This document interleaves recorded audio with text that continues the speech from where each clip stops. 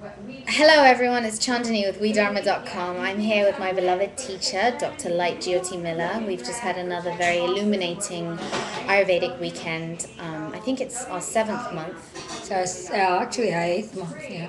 our eighth month, and we've had a weekend of herbology where we've learned about the alchemy and the potency of many different herbs that are used for all kinds of remedies and healing and preservation of our health. And today we were discussing building up a practice, an Ayurvedic counselor practice, and how Ayurvedic business translates into not only the practice of Ayurveda but the lifestyle of which we conduct our interactions with our clients, and the structure and the backbone of the morality and the way in which we infuse the lifestyle of Ayurveda into the way we create our business. So we were talking today about and supporting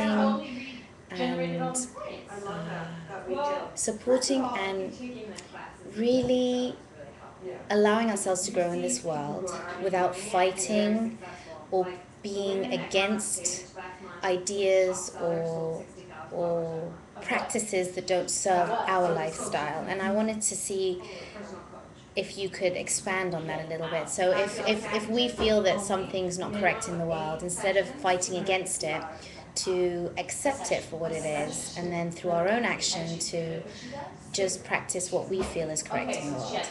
Well, I think it's more about living and trusting that everybody's doing what they need to do. That we can only teach by example. We can only trust our own doing.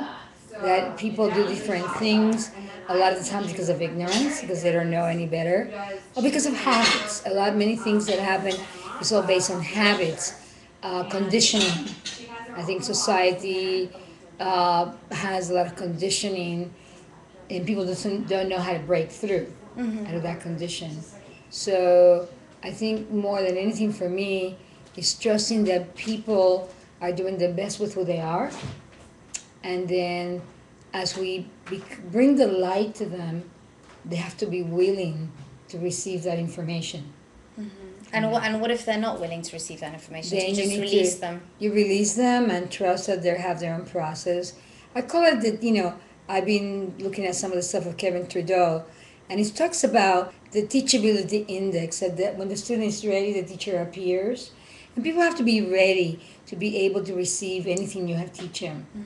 And the heart has to be open, the willingness have to be there, and also to trust that there's also karma, that people are working their own stuff every day, and that often we are learning. Our biggest challenges become our biggest lessons. Obstacle, Lessons. So, Yeah, lessons. exactly. So therefore, when somebody's doing something that we would call inappropriate, it might be inappropriate for us. Maybe for them it isn't. And maybe at some point when they see the way our life works, that's when people begin to awaken that what they're doing is wrong. But by preaching to them or trying to fix them, we cannot do it that way. It has to be, people have to come to their own understanding about what they're doing before they can make changes in their life.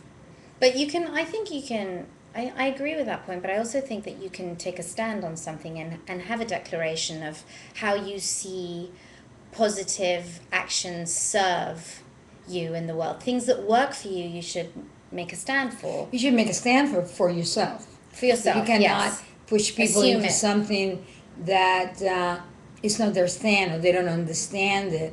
I think when people feel the light and feel the love and feel the care that you're presenting them with something, they want to they want to know, and they might not do it at that moment, but we can plant seeds. I call it seed planting, where you can plant a seed in someone's heart, and then they go and say, maybe Chandini was right, maybe Light was right with what she was talking about.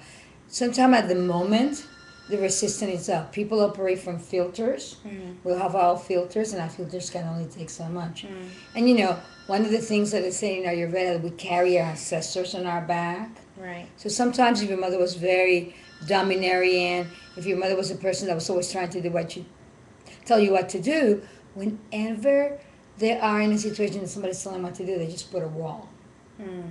And sometimes you have to wait until that wall breaks down, and then you can say, okay, now they're ready. And they might come back and ask you, like we were talking about marijuana, for example. A lot of people smoke marijuana in the state. It's legal. People move here to do their dispensaries, and there's laws around it. And some people do smoke marijuana. We know that the herb is not good. We know that anything in excess of smoking cannot be good for us. Mm-hmm. We know that, but do people do smoke? And those who smoke are on a certain level of consciousness. Mm-hmm. They haven't raised themselves to understand that high comes from within, that getting high is a process of awakening to your joy, to your beauty, to who you are. Mm-hmm. So some people, that's the state they're in, and smoking marijuana or doing marijuana cookies, that's all they know. That gives them this ease their pain. Because I always say that people have a hole. We are born with this emptiness, Mm-hmm. and we want to fill it with something. So whether it's smoking, overeating, or eating junk food, everybody's trying to fill that hole. And it is in that space when they feel full, whether it's marijuana, whether it's food, whether it's junk food, that they sit there like a couch potato, and they at one point they might awaken, my God, this doesn't really work for me. And they might just come back to you and say, okay, Chadanni, okay, Dr. Light, how do I change my life? I think that's the most Mm-hmm. humble and most intelligent way of dealing with circumstances that potentially don't serve us as individuals, yet circumstantially are honoring where people are at and creating tolerance and a really practical way of uplifting ourselves and one another as Correct. we're all changing and growing. So Yes. thank you for that message today. It's a pleasure for me I love you. to always be in WeDharma. I love Thank you so much. Thank you. See you soon. Bye. Sure.